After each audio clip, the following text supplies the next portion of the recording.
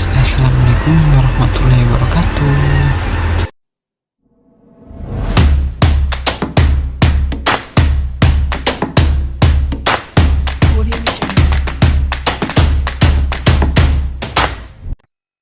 Teman-teman pernah nggak berada pada satu momen di mana teman-teman harus berhadapan-hadapan, bersebelahan dengan orang baru dalam waktu yang cukup lama?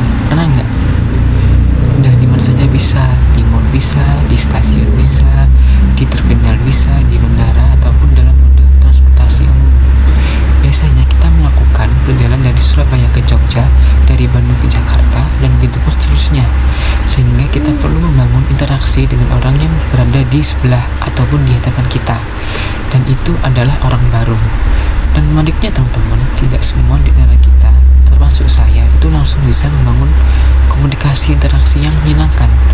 Ada sebagian dari kita yang masih kesulitan bagaimana caranya membangun interaksi komunikasi dengan orang yang baru itu. Nah, tujuan saya membuat video ini yaitu untuk sharing beberapa pengalaman saya saat berinteraksi dengan orang baru. Pengalaman saya yang pertama yaitu ketika saya berada di salah satu event kampus, dan di dalam event tersebut dihadiri sebagian dari mahasiswa kampus yang berada di Surabaya. Nah, pada saat itu acaranya belum dimulai, dan kebetulan saya lapar, dan akhirnya saya memutuskan untuk makan di kantin. Ketika saya duduk di kantin, saya bersebelahan dengan orang baru, sebut saja namanya Iqbal. Nah, pada saat itu pertama kali saya membangun interaksi dengan si Iqbal, yaitu dengan menyapa sambil senyum. Dan saya meminta izin untuk duduk di meja yang sama, karena kebetulan di kantin itu penuh. Dan yang saya lihat di meja dia itu kosong. Nah, terus dari si Iqbal juga meresponnya dengan baik, dan akhirnya kita ngobrol banyak. Dari obrolan saya dengan Iqbal itu, hal yang menarik dari dia itu dia jago fotografi. Nah, kebetulan saya juga tertarik dengan dunia fotografi, dan dari situlah obrolan itu menjadi nyambung, dan akhirnya saya banyak belajar tentang pengalaman fotografi dari dia. Dan alhamdulillah sekarang saya juga lumayan mengenal dunia fotografi, dan kayaknya saya harus berterima kasih dengan dia. Nah, jika dia menonton video ini, saya makasih banyak buat kamu Iqbal, karena sudah mau mengajari dan memperkenalkan pengalaman dunia fotografi kepada saya. Selanjutnya, pengalaman saya yang kedua yaitu ketika saya berada di transportasi umum. Nah, di sini yang memulai obrolan dulu yaitu orang baru tersebut, sebut saja namanya Aksal. Dia memulai pembicaraan dengan tanya saya begini, "Mas turun di mana?" Terus akhirnya saya jawab.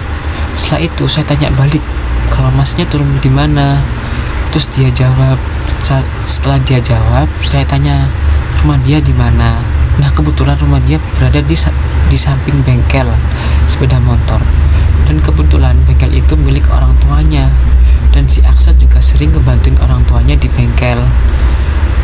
Kebetulan saya agak awam ketika membahas tentang sepeda motor, dan hal yang menarik tentang obrolan tadi yaitu saya akhirnya bisa sedikit mengetahui pengalaman ketika dia membantu orang tuanya di bengkel.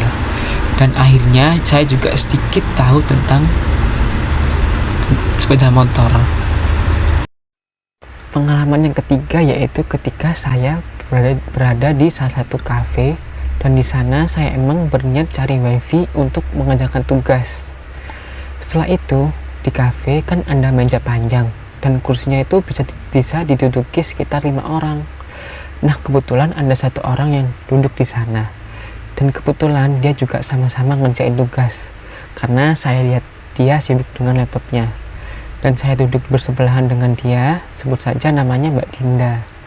Setelah sekitar 30 menitan saya duduk di sana, akhirnya saya sapa Mbak Dinda dengan senyum.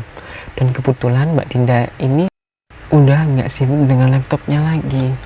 Setelah saya sapa dengan senyuman, Mbak Dinda meresponnya dengan baik, dan akhirnya saya basa-basi kayak, "Mbaknya udah lama nggak di sini?" Terus saya tanya lagi, "Mbaknya lagi kuliah atau kerja?" Terus dia jawab kuliah. Terus saya tanya lagi, "Mbaknya kuliah di mana dan jurusan apa?"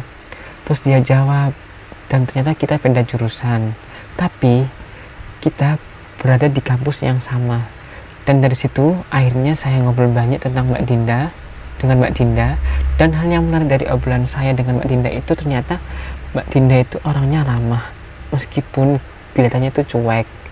Terus Mbak Dinda juga orangnya pintar, dan kebetulan dia di kampus juga mendapatkan beasiswa karena kepintarannya tersebut. Selanjutnya pengalaman saya yang keempat, yaitu ketika saya di stasiun dan kebetulan saya lagi menunggu kereta datang. Nah, pada saat saya lagi menunggu, ada orang yang baru datang terus duduk di sebelah saya, sebut saja namanya Johan. Nah, setelah itu Mas Johan ini tanya ke saya, "Mas lagi nunggu kereta jurusan kemana?" Terus saya jawab. Nah, kebetulan saya dengan Mas Johan ini menunggu kereta yang sama, tetapi gerbang kita berbeda. Nah, pada saat saya menunggu kereta, saya ngobrol lumayan lama sih, sekitar 15 menit lah. Nah, hal menarik dari obrolan tersebut yaitu ternyata Mas Johan ini merantau. Terus dia pulang karena ibunya sakit dan dirawat di rumah sakit. Nah, yang saya ingin contoh dari dia adalah sesibuk apapun kita, sejauh apapun kita merantau, kita harus tetap berbakti kepada orang tua kita. Dan ketika orang tua kita sakit, kita harus bisa mendampingi dan merawat orang tua kita sampai sembuh. Kalau bukan kita yang merawat, mau siapa lagi gitu loh. Pengalaman saya yang kelima yaitu ketika saya sedang menjemput adik saya di sekolahan. Nah, pada saat saya sampai di sekolahan, saya menunggu adik saya keluar di kelas sekitar 20 menitan. Nah, di sela-sela saya menunggu, saya duduk berdampingan dengan ibu dari murid yang bersekolah di sana. Terus saya ditanyai oleh beliau, "Lagi jemput siapa, Mas?" Terus saya jawab, "Lagi jemput adik, Bu." Terus ibunya tanya lagi, "Adiknya kelas berapa?" Terus saya jawab lagi, "Adik saya kelas 3 SD." Nah, singkat cerita, ibunya ini cerita banyak tentang anaknya. Nah, anaknya ini kelas 5 SD. Terus ibunya ini cerita kalau anaknya itu susah untuk disuruh belajar. Terus suka main HP, terus suka main sama teman-temannya di luar pokoknya. Pokoknya nakal lah. Yang saya salut dari ibu ini yaitu beliau itu juga bekerja, tapi masih bisa menyempatkan waktunya untuk menjemput anaknya. Dan ibu ini juga sabar dan sayang sama anaknya. Meskipun anaknya bandel, terus ibunya itu berpesan kepada saya begini, "Nak, kalau ibu kamu ngomong didengerin ya. Terus kalau dibilangin tuh nurut. Karena orang tua mana sih yang nggak mau anaknya itu pintar.